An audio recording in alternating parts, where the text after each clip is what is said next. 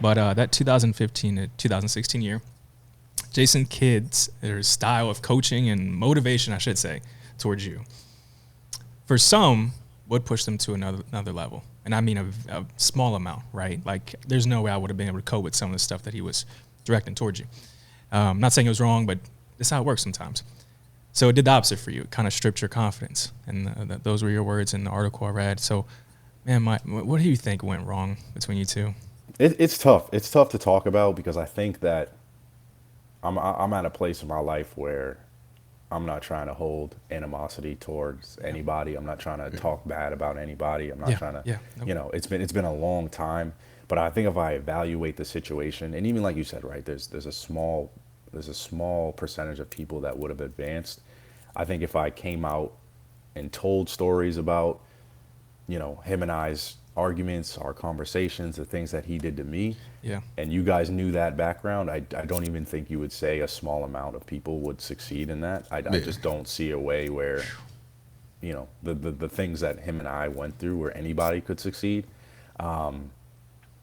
Yeah, and I don't know. I would hope he's, I get asked about him in a lot of interviews. So I try not to just Yeah. sit here and bash him because Bash him, there's things that he does great, and I Yeah. give him credit for it. His in-game adjustments, the approach that he takes with about teammates trusting each other and communication that he forces on guys. Like, some things he does the best I've ever seen, but then there was some things that him and I went through that were, and I know he went through it with other guys that, that's for me is unforgivable, right? Like, I can't, there's no excuses for those things, and it played a big part on my career.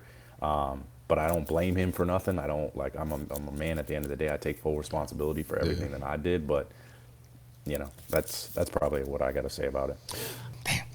That's such a mature and responsible answer. And number one, the big thing that we're trying to do with what we're doing here on this pod is kind of, one, bridge the gap between normal people and players, right? So there's not as much animosity, but two, give you guys a platform to tell your side of stories where it just, the other media outlets can't, right?